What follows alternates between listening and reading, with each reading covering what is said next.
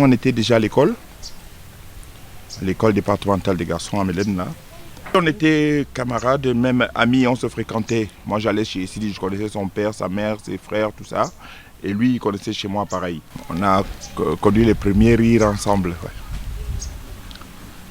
Ouais. Puis on a rigolé toute notre vie. J'ai rencontré Sidi Minja, j'étais au collège Vogt, et il venait du séminaire d'Akono. Je devais être en 4e et lui il venait d'arriver et il avait envie de monter une équipe d'élèves amateurs de théâtre comme lui. On s'amusait, on faisait les pitres. Il avait un pitre sérieux parce qu'il écrivait des petites choses.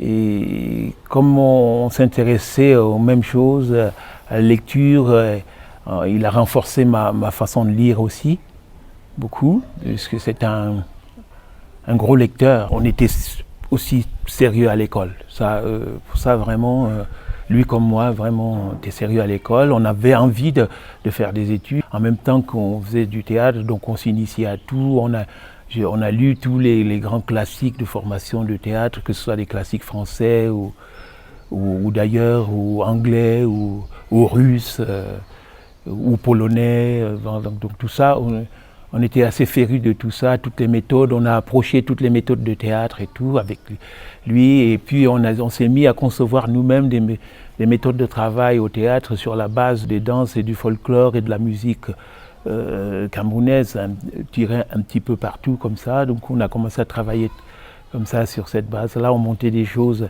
À l'époque, on nous disait « mais vous êtes 10 ans en avance sur les autres, qu'est-ce qui se passe ?» et tout. Bon.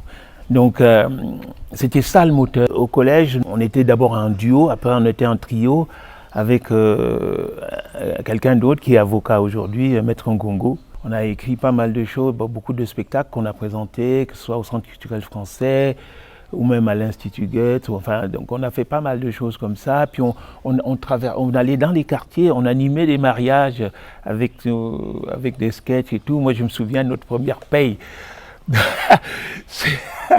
C'était une cuisse de poulet et une bouteille de whisky. Ça nous a fait rire.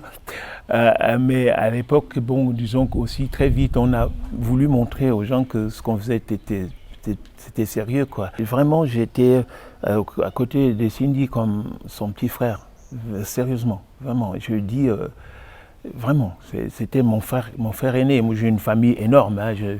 Je viens de l'ouest du Cameroun, je suis bamileke, mais je peux dire que toute mon adolescence, je vivais pratiquement chez Cindy, à Mélène, là, donc voilà. Donc c'est pour ça que je peux dire que, oui, c'était mon frère aîné.